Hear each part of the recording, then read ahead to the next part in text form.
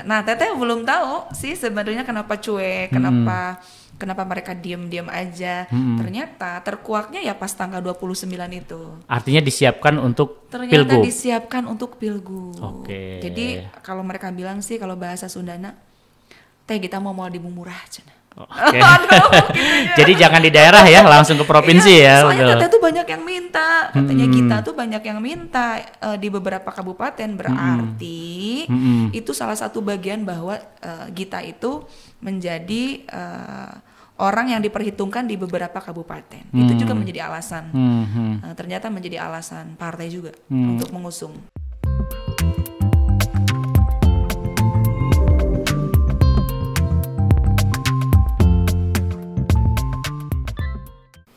Assalamualaikum warahmatullahi wabarakatuh, sahabat Ayo Talk. Hari ini kita ketemu lagi, kita podcast lagi di Ayo Bandung, dan pembahasan kita masih tidak jauh-jauh soal pilkada. Hari ini kita menghadirkan salah seorang Sri Kandi yang mencalonkan diri sebagai calon wakil gubernur Jawa Barat. Mungkin beliau bisa disebut satu-satunya calon gubernur dan wakil gubernur perempuan yang pernah mencalonkan diri di pilkada provinsi Jawa Barat. Mungkin sebelum-sebelumnya kalau kita tahu mungkin banyak dari kalangan pria, kemudian calon-calon yang lainnya juga kalangan pria juga. Dan Teteh yang satu ini cukup luar biasa, cukup berani. Beliau mencalonkan diri sebagai calon wakil gubernur Jawa Barat periode 2024 tahun ini. Tidak berlama-lama saya perkenalkan Teh Gitalis Dwi Natarina, betul ya? Iya. Lebih akrab disebut, dipanggil ya? Iya. Teh Gita KDI, betul Teh ya Gita Teh ya? KDI, iya. Gimana Damang Teh? Saya alhamdulillah. Alhamdulillah, masih segar ya Teh ya? Iya. Di tengah kesibukan yang luar biasa saat ini. Sudah mulai sibuk, tapi kan kita harus semangat dong. Betul. Harus bahagia. Dan stamina juga harus tetap dijaga Harus tetap ya Teh dijaga. ya? Betul Kang. Luar biasa Teh. Dan hari ini tadi sudah mendatangi deklarasi damai ya Teh dengan KPU ya? Iya, betul. Betul, dan itu komitmen bersama kita untuk pilkada damai di Provinsi Jawa Barat ya, Iya. betul ya. Pilkada yang bersih, yang tidak kotor Betul. gitu kan, yang kita memang betul-betul menolak yang namanya politik uang. Oke. Jadi bagaimana masyarakat ini mau memilih pemimpin yang pas, yang pantas ketika diwarnai dengan hal-hal yang merusak demokrasi kita. Betul. Dan tidak ada hoax dan sara ya Teh ya? Ya, tidak ada hoax dan sara. Oke, berarti komitmen kita bersama ya Teh Iya, untuk menjaga iya. pilkada ini ya Teh ya? Iya. Betul. Teh Gita KDI, kita obrolan mungkin soal Teteh maju di pilkada ini, kemudian latar belakang dan lain sebagainya, nanti panjang lebar kita bahas sebenarnya. Tapi kemarin cukup tercengang juga, saya juga cukup tercengang gitu ya Teh, tidak disangka-sangka. Saya juga tercengang loh. Tercengang juga ya kemarin. Jadi ujuk-ujuk muncul nih di KPU mendaftar gitu kan. Iya. Teh Gita KDI, waduh semua orang pada terbelalak semua, kaget gitu. Waduh, sebenarnya. gitu kan. Nggak ada di baliho juga kan. Betul. Biasanya kan sudah tebar pesona di mana-mana ya Teh ya. Iya, benar. Oke. Nah tapi mungkin pertanyaannya, sebenarnya itu apa nih Teh yang melatar belakangi gitu ketika katakan cukup mendadak kayak gitu ya, yang kita dengar cukup mendadak gitu, atau mungkin seperti apa prosesnya gitu Teh? Intinya bahwa PKB itu sudah menyiapkan kader-kader terbaiknya untuk dijadikan kandidat. Karena yang setelah Teh Gita bincang dengan para pimpinan di DPW ataupun di DPP, ya intinya pencalonan Teh Gita ini sebetulnya terlihat dadakan, tapi sebetulnya tidak dadakan. Oh, oke. Kenapa? Karena buktinya Teh Gita kan daftar untuk Pilkada Garut dulu sebetulnya. Di Garut. Di Garut Jadi ya Teh Gita kemarin tuh di. sebenarnya daftar Oke, untuk Garut dulu. di Pileg itu ya Teh ya. Oke. Enggak bukan. Yang pilkada ini. Pilkada di Garut. Oh, Jadi sebenarnya buat Teh Gita tuh daftar buat di Bupati dulu. Bupati Garut. Ya, tapi tidak ada restu dari partai dan banyak kabupaten yang minta Teteh untuk di sana sebagai bupati atau wakil bupati. Bandung ya, termasuk Majalengka, Pangandaran dan lain sebagainya. Dan partai cuek-cuek aja. Oke. Cuek-cuek aja. Nah, Teteh belum tahu sih sebenarnya kenapa cuek, kenapa Kenapa mereka diam-diam aja? Ternyata terkuaknya ya pas tanggal 29 itu. Artinya disiapkan untuk Ternyata pilgub. disiapkan untuk pilgub. Oke. Jadi kalau mereka bilang sih kalau bahasa Sundana, teh kita mau dimumurah cenah. Oke.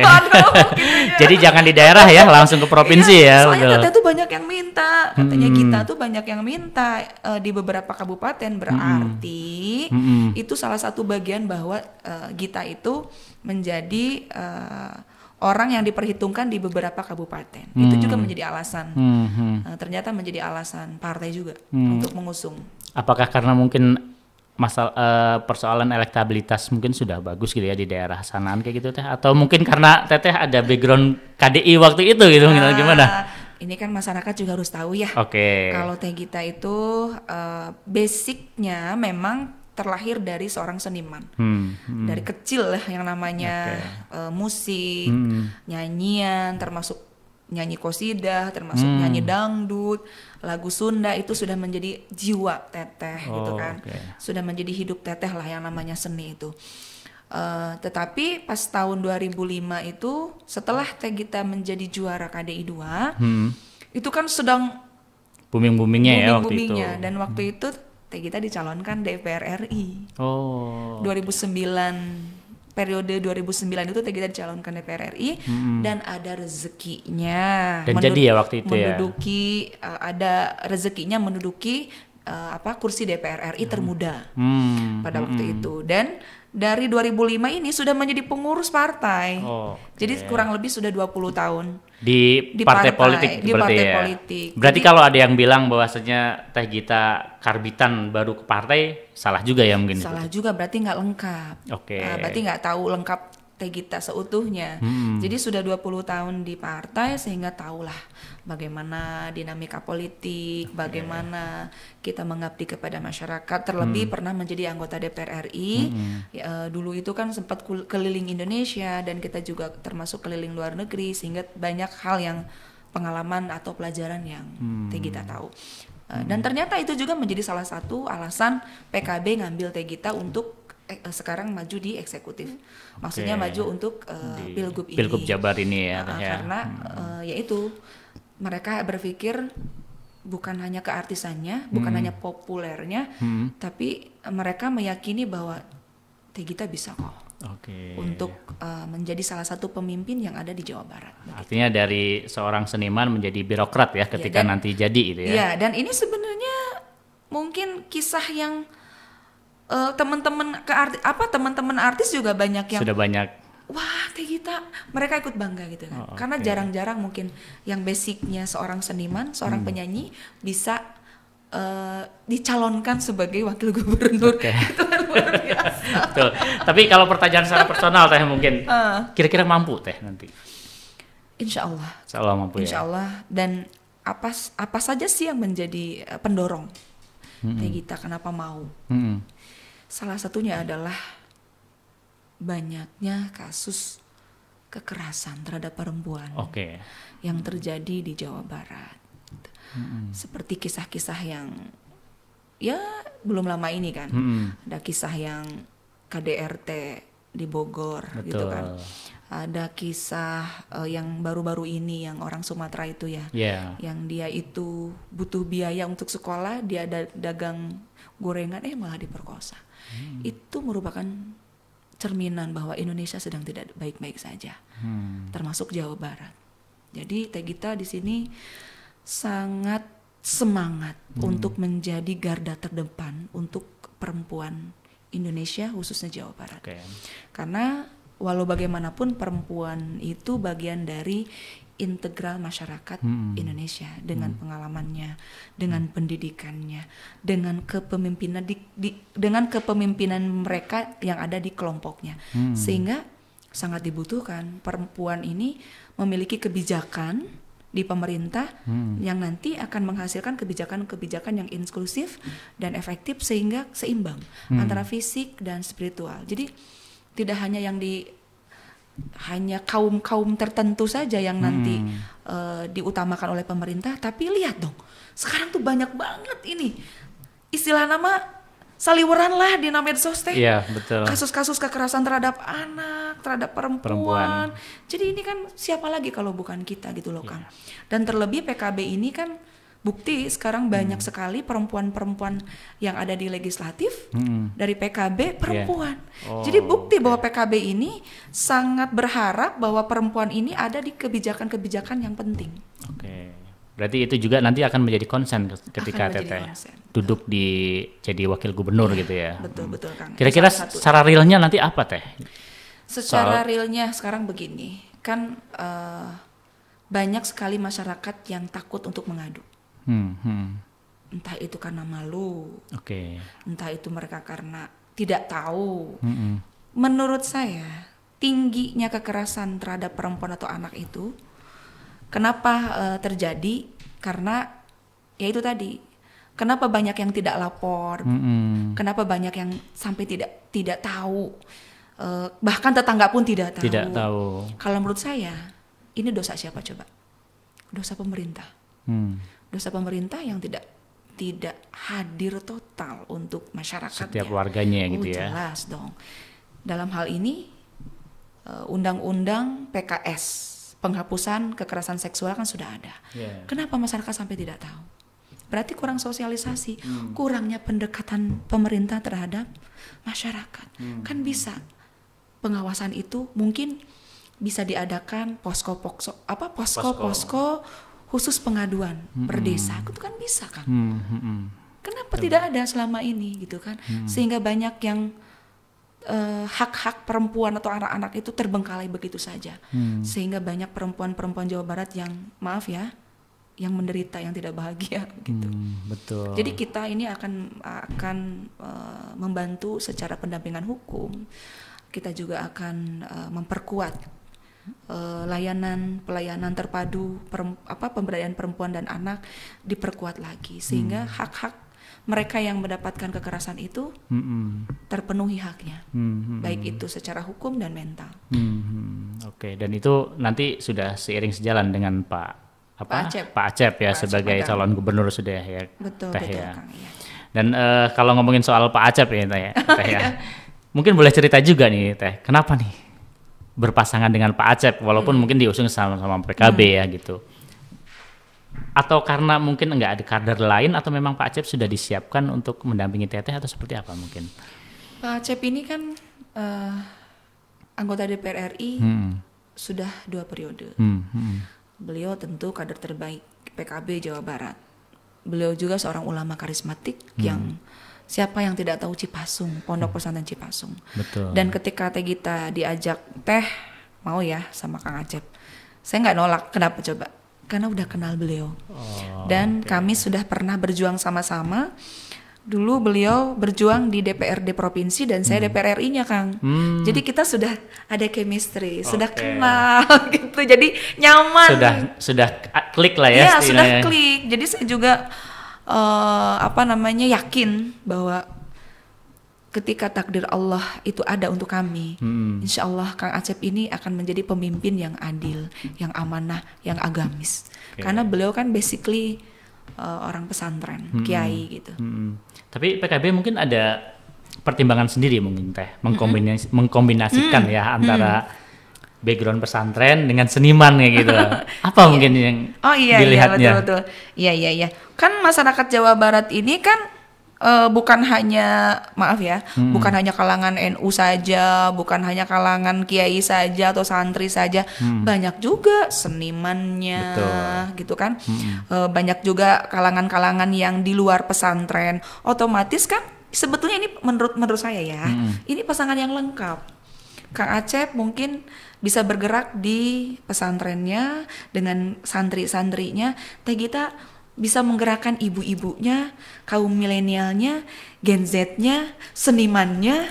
Dan selama ini kan di Jawa Barat ini termasuk yang kekurangan fasilitas kesenian. Jadi di sini juga Teh Gita ada program yang sudah kami buat. Salah satunya adalah kami akan membuat 27 gedung terpadu kesenian yang seniman-seniman ini bisa mengekspresikan bisa all out gitu ya dalam berseni, sehingga mereka lebih cinta lagi, lebih cinta budaya lagi, lebih hebat lagi dalam berseninya. Karena selama ini kemarin saya tuh banyak curhatan tuh dari para seniman. Tuh kita di Bandung itu belum ada loh tempat pertunjukan yang oke, sehingga mereka banyak tuh yang di luar-luaran gitu kan. Betul. Itu kan salah satunya. Di Garut juga sama. Banyak di kota-kota yang lainnya yang kita lihat setiap konser itu nggak ada fasilitas yang oke buat para seniman. Jadi insya Allah kami menyiapkan beberapa program yang memang bukan hanya seniman, bukan hanya untuk santri, bukan hanya untuk perempuan, tapi ada beberapa program juga yang saya bawa nih. Ini ada salah satunya adalah... Wah, sudah siap ya Teh? Sudah siap dong. Ini janji politik kami nih. Oke. Jadi kita nggak akan bisa memberikan uang sekarang ini, tapi kita memberikan janji politik. Dalam artian ini yang akan kami berikan. Itu kartu ya Teh? Ini kartu. Kartu apa ya Teh? Ini ada kartu pendidikan bahagia. Oke. Kartu pendidikan bahagia ini memberikan beasiswa kepada anak-anak yang tidak mampu, mulai dari SD, SMP, SMA, dan kita memberikan akses yang berkualitas sehingga anak-anak kita ini tidak ada lagi yang tidak sekolah. Itu salah satunya. Yang kedua, ini ada kartu insentif guru ngaji. Tahu sendiri kan Kang, selama ini guru ngaji itu banyak yang mereka itu udah maksimal mengajarkan ngaji terhadap anak-anak, tapi tidak dipikirkan. Jadi di sini insya Allah akan ada insentif ya buat mereka. Ya kurang lebih mungkin di angka 1 juta per bulan. Per bulannya buat mereka. Dan mereka ada tunjangan hari raya, biar mereka tambah semangat. Terus ada lagi kartu keluarga bahagia. Salah satunya adalah kita termasuk ibu-ibu hamil, jangan sampai mereka kekurangan gizi, anak-anak jangan sampai kekurangan gizi, terus ibu-ibu rumah tangga yang selama ini tidak berdaya harus berdaya dong. Kan banyak ibu rumah tangga yang mereka tidak memiliki pekerjaan sehingga ya terjadilah termasuk kekerasan dalam rumah tangga. Makanya saya sebagai perempuan ini sudah memberikan istilahnya kepada tim, kepada Kang Acep sebagai selaku calon gubernur, tolong masukkan program ini di mana perempuan-perempuan itu bisa berdaya. Perempuan yang basicnya ibu rumah tangga yang tidak mampu, mereka nanti diberikan modal dan diberikan bimbingan sehingga mereka menjadi ibu rumah tangga yang mandiri secara ekonomi secara ekonomi gitu loh Kang. Terus ada lagi kartu wirausaha dan prakerja. Ini untuk anak-anak muda yang sulit mencari pekerjaan. Insya Allah kami ini akan membantu bagaimana caranya supaya mereka ada bimbingan dan ada modal usaha. Ini menurut saya sih 4 ini ya Teh yang nanti akan menjadi andalan program kami menuju Jawa Barat bahagia lahir batin. Luar biasa Teh, kalau itu kita jabarkan mungkin akan lebih panjang lebar sekali ya Teh ya. Nanti pas kampanye aja Teh ya. Betul. Tapi tadi disinggung soal membangun sarana kesenian dan lain sebagainya ya. Artinya sudah banyak masukan dari para teman-teman Teteh di artis seniman terhadap Teteh. Banyak yang nitip saran ke Teteh gitu. Apakah artinya mereka mendukung juga Teh? Mereka senang banget. Weh, ternyata kita ada wakil nih kalau kayak gini gitu kan.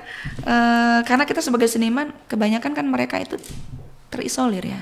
Jadi hanya dijadikan penghibur, tapi mereka tidak didengarkan. Bahkan banyak sekali, mohon maaf, para seniman yang ujung-ujungnya sudah usia tua, mereka itu berakhir tidak mampu. Dan kesejahteraannya biasanya memprihatinkan gitu ya. Dan itu ada di kartu keluarga bahagia.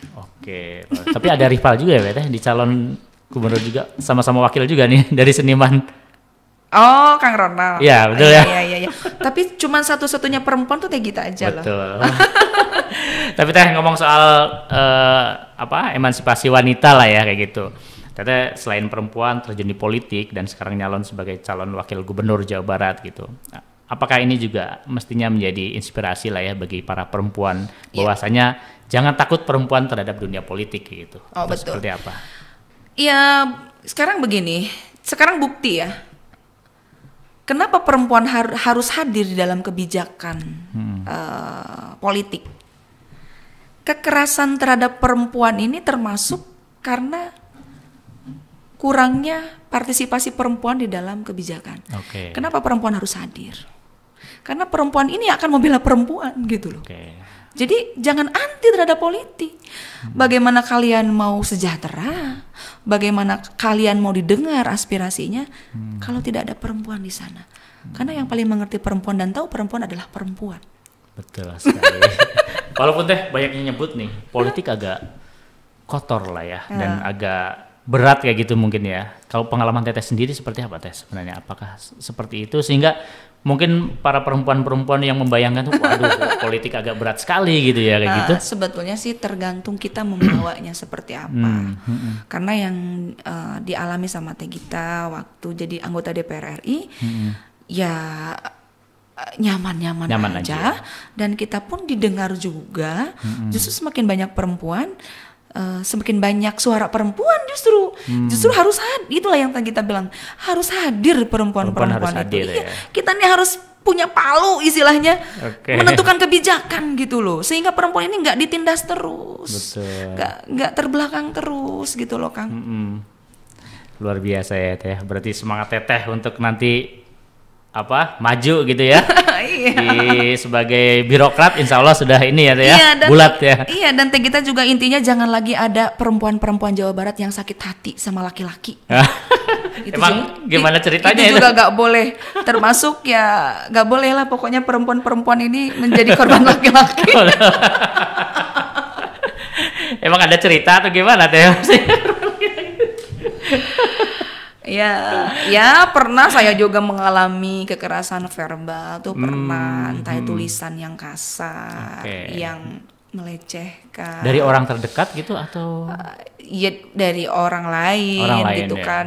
Ya makanya saya berjuang dari dulu melalui PKB untuk menuntaskan RUU penghapusan kekerasan terhadap perempuan itu ya. Jadi ya itu salah satunya. Saya juga termasuk salah satu bagian yang mohon maaf dengan status saya yang single parent. Nah itu kan kadang-kadang ada yang memandang janda. Padahal kan ibaratnya begini, siapa yang mau jadi janda loh Kang? Betul. Gak ada. Iyalah. Justru saya ini ingin membuktikan kepada masyarakat Jawa Barat, saya sendiri tapi saya tangguh, tapi saya mampu. Luar biasa. Gitu. Bahkan sekarang mau memimpin 45 juta warga Jawa Barat ya Teh? Iya, dan harus yakin. Kalau kita tidak punya keyakinan, ya bagaimana kita mau bisa bergerak untuk masyarakat? Karena segala sesuatu itu berawal dari belajar Kang. Tidak ada seseorang hebat itu tiba-tiba hebat, tidak.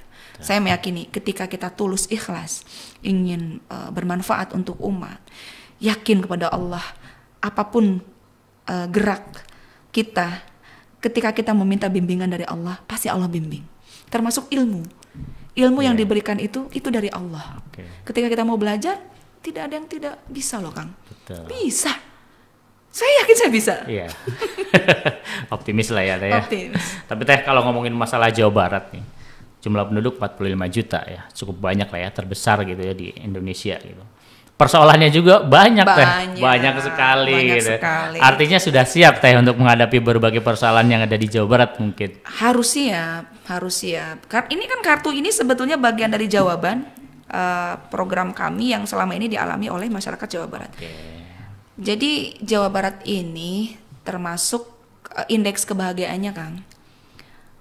Tahun 2021 saya melihat dari data BPS bahwa indeks kebahagiaan Jawa Barat itu kelima terendah. Di Indonesia ya? Di Indonesia. Otomatis berarti masih banyak yang tidak sejahtera. Masih banyak yang tidak bahagia gitu. Iya, tidak bahagia. Masih banyak yang miskin. Berarti PR kami adalah meningkatkan indeks kebahagiaan masyarakat Jawa Barat. Caranya Teh mungkin seperti apa? Caranya ya kita ingin membangun Provinsi Jawa Barat itu yang seimbang secara fisik dan spiritual. Jadi kami itu visi itu bukan visi yang itu sederhana visinya tapi mendalam. Insya Allah kami akan memberikan program-program yang lebih menyentuh kepada masyarakat Jawa Barat, yang lebih real, yang betul-betul manfaat untuk masyarakat Jawa Barat. Sehingga kami yakin Insya Allah ketika kami nanti ditakdirkan sebagai pemimpin Jawa Barat, kami akan mampu mewujudkan masyarakat yang bahagia lahir batin. Bahagia ya. Bahagia lahir batin, tentunya ekonominya juga harus ditanggung ya Teh. Tentu. Ada program mungkin Teh untuk pemberdayaan ekonomi masyarakat, mungkin saat ini kita tahu lah mungkin kondisi ekonomi sedang tidak baik-baik saja, pengangguran juga cukup tinggi, warga miskin di Jawa Barat sekitar ada 2 jutaan ya kalau nggak salah. Kira-kira apa Teh program ekonomi yang mungkin bisa disuguhkan oleh pasangan Teh Gita sama Pak Acep sendiri? Kan banyak tuh kayak misalkan memberikan modal usaha kepada ibu-ibu rumah tangga yang nanti disesuaikan dengan kemampuan mereka. Entah itu di bidang kuliner kah, entah itu mereka itu misalkan ada yang kan ada tuh perempuan-perempuan yang senang menjahit, begitu kan? Nanti kita bukan hanya diberikan modal, tapi kita juga memberikan bimbingan. Itu salah satu bagian dari program kami. Jadi apapun yang bisa diperdayakan untuk masyarakat, kita ini kan sebetulnya perlu bincang dengan masyarakat. Betul. Apa sih yang dibutuhkan oleh masyarakat? Kita sebagai pemerintah tidak bisa saya akan ini, saya akan ini, saya akan ini, tapi kita ini berbaur dengan masyarakat, dengan semua elemen masyarakat. Apa sih sebetulnya yang dibutuhkan oleh masyarakat Jawa Barat? Berarti nanti kita sesuaikan, belusukan ya, gitu ke kampung-kampung, mencari apa yang mereka harapkan gitu ya. Apa yang mereka harapkan, apa yang mereka mau, sehingga tidak egois menjadi pemerintah. Betul. Kita harus menjadi pendengar. Betul. Begitu loh Kang. Teh, tapi ketika Teh punya program bagus, kemudian punya rencana luar biasa gitu ya. Tapi semuanya biasanya akan mentoknya itu di anggaran, APBD dan lain sebagainya, keterbatasan anggaran. Itu nanti solusinya gimana mungkin Teh? Kalau saya lihat ini APBD kan lumayan besar loh, 38 triliun kalau nggak salah. Dan program-program kami sudah lihat kemarin sekitar 9 triliun. Jadi sangat bisa. Untuk program yang 4 itu? Iya, untuk program andalan kami. Jadi kami juga berhitung tuh sangat realistis loh Kang. Nggak main ide tanpa kita berpikir jauh, dan kita juga berhitung yang sangat realistis, sehingga program 4 kartu ini anggarannya sangat realistis, bisa disuguhkan untuk masyarakat. Itu menggeser dari pos lain atau mungkin seperti apa Teh? Gimana maksudnya? Menggeser anggaran dari pos lain atau mungkin ada anggaran yang sebelumnya tidak mestinya di situ diposkan ke situ kayak gitu? Ya, sebagai pemerintah kan harus mampu untuk bagaimana caranya supaya program-program yang lebih pro kepada masyarakat itu bisa terlaksana. Jadi ada misalkan yang mubazir, berarti yang mubazir ini ya kita dikesampingkan ya. Iya, yang inti-inti aja lah untuk masyarakat mah gitu. Betul. Jangan mubazir, program tuh harus benar-benar yang realistis yang dibutuhkan oleh masyarakat, begitu loh kan. Yang implikatif lah ya, kayak gitu. Sekarang anggaran dihambur-hamburkan misalkan untuk kepentingan yang bukan untuk kebutuhan masyarakat, ya buat apa juga. Makanya kita sebagai pemerintah harus cerdas dalam hal ini, berhitung, dan program apa sih yang mau diberikan kepada masyarakat. Kepada masyarakat ya. Iya, disesuaikan. Ada yang disunatkan dulu, ada yang diwajibkan dulu, ada yang ditunda dulu, kan begitu. Mana yang skala prioritas, yang mana yang begitu loh Kang. Dikebawahkan ya. Betul. Luar biasa Teh. Tapi mungkin kalau kita ngomongin lagi ke soal partai politik nih ya Teh ya. Teh luar biasa nih percaya dirinya ya dengan Pak Acep sendiri kayak gitu. Diusung dengan satu partai nih. Satu partai. Sementara yang lain kita lihat ya, ada yang sampai 12, ada yang 2, ada yang ya mungkin PKB sendirian ya Teh ya. Optimismenya seperti apa Teh sebenarnya untuk PKB ini di Jawa Barat melonjak loh suaranya sampai 1 juta sekian. Pilgub Yang pileg kemarin ya Teh. Jadi luar biasa loh itu. Anggota dewannya banyak. Kalau nggak salah sekitar 164 anggota dewan yang dihasilkan oleh PKB. Gitu. Jadi luar biasa PKB ini. DPRD-nya kalau nggak salah provinsi ada 15 ya kalau nggak salah. Makanya berani nyalonkan sendiri ya? Oh iya, dan ini keberkahan buat kami gitu ya, keberkahan untuk kami. Ketika MK itu memutuskan bisa mengusung tanpa ada dukungan partai lain, PKB itu istilahnya begini, alhamdulillah gitu kan. Makanya langsung ya gas. Karena jangan salah loh Kang, semakin banyak partai semakin banyak kepala di sana. Yang ini maunya begini, yang ini maunya begitu. Kita satu partai itu istilahnya satu bundelan tuh ya sudah lengkap. dari atas sampai bawah tuh ya sudah satu partai, jadi enak gitu loh. Nggak banyak kepala. Kalau menurut saya ya, karena semakin banyak partai ya semakin banyak kepala, yang ini pendapatnya begini, ya ini begini. Satu partai lebih enak, lebih nyaman banget gitu. Dan itu tadi keberkahan untuk PKB. Sebenarnya Teh, suara dari mana Teh yang nanti mungkin mau diandalkan oleh PKB untuk memenangkan Pilgub ini? Tentunya suara, maksudnya kota atau maksudnya kemana nih? Mungkin lebih ke basis masanya gitu. Basis masa, ya tentu basis NU Jawa Barat kan tinggi. Suara NU lah ya yang mau di ini. Terus pesantren, kiai, santri, kan biasanya kalau kiai itu kalau sudah bergerak, santri itu ngikut. Satu komando. Oke. Itu luar biasa loh. Terus seniman juga sama di Jawa Barat. Kalau seniman bergerak semuanya, insya Allah. Karena banyak banget seniman-seniman di Jawa Barat, termasuk seniman dangdut. Itu menjadi salah satu bagian dari rasa percaya diri Teh Gita. Terus perempuan-perempuan, ibu-ibu, kaum milenial, Gen Z, termasuk fans Teh Gita dimanapun berada. Ayo ngumpul ya. Ayo ngumpul. Karena yang Teh Gita lihat nih di IG, di TikTok, di YouTube, komen-komennya Teh Gita datang dong ke tempat ini, Teh Gita datang dong. Itu kan suatu hal yang, maaf ya Kang, itu luar biasa loh. Tidak semua orang dipanggil pengen kedatangan kita gitu kan. Itu kan betul. Tidak bisa dinilai dengan nilai uang. Nah itu yang menurut saya yang akan menjadi suara kami gitu. Luar biasa. Teh, mungkin obrolan sebenarnya banyak sekali ya obrolan kita obrolkan gitu, tapi karena keterbatasan waktu dan sebagainya mungkin kita di panjang lebar. Tapi ada satu pertanyaan mungkin Teh yang saya tanyakan juga kepada para calon-calon yang datang ke sini gitu. Pertanyaannya mungkin apa yang menjadi alasan kenapa warga Jawa Barat harus memilih Teh Gita? Alasannya tadi saya sudah bilang bahwa wanita adalah bagian integral dari masyarakat kita yang punya kemampuan, yang punya pengalaman. Ini menjadi bagian dari perempuan itu harus hadir di dalam kebijakan. Satu. Yang kedua, masih banyak perempuan-perempuan yang tidak berdaya. Itu menjadi alasan kenapa harus memilih. Karena perempuan ini sekarang ini wajib untuk memilih wakil perempuan yang nanti akan memberikan kebijakan-kebijakan yang lebih bermanfaat untuk perempuan. Itu salah satu alasan. Yang ketiga, Jawa Barat ini butuh pemimpin yang agamis, yang karismatik, yang bisa mengayomi, yang adil, dan saya lihat ada di Kiai Acep Adang Ruhiat. Lengkap gitu. Pastilah ya. Iya, lengkap loh Kang gitu kan. Siap Teh. Mungkin ada satu yang mau disampaikan ke masyarakat mumpung kita lagi ini?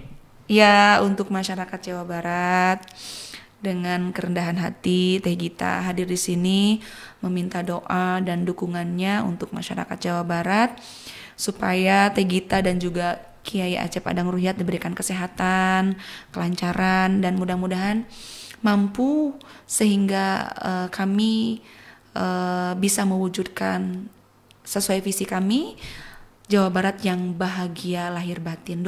Pokoknya doakan yang terbaik untuk Teh Gita dan juga Pak Kiai ya. Mudah-mudahan aja ada takdir Allah sehingga bisa mewujudkan janji-janji yang sudah disampaikan tadi ya. Itu saja mungkin. Biasa. Tinggal nanti dikomunikasikan ke masyarakat ya Teh ya. Tapi jangan lupa Teh, nanti kalau udah dikomunikasikan harus ditepati Teh janjinya. Oh iya dong.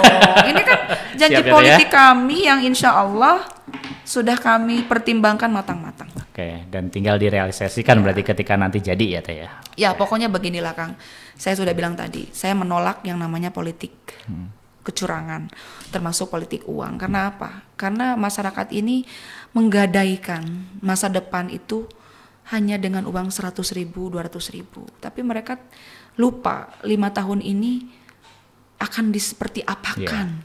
Jadi tolonglah untuk masyarakat Jawa Barat lebih cerdas lagi, memilih memakai hati. Silahkan kalian beristikharah. Pemimpin mana yang tepat untuk kalian? Baik, sampai istikharah ya pokoknya.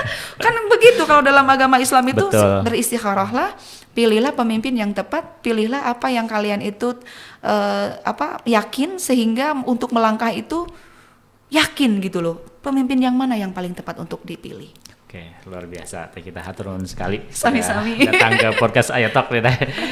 Demikian pembahasan kita dengan Teh Gita KDI. Beliau satu-satunya calon kepala daerah yang mencalonkan diri sebagai calon wakil gubernur Jawa Barat.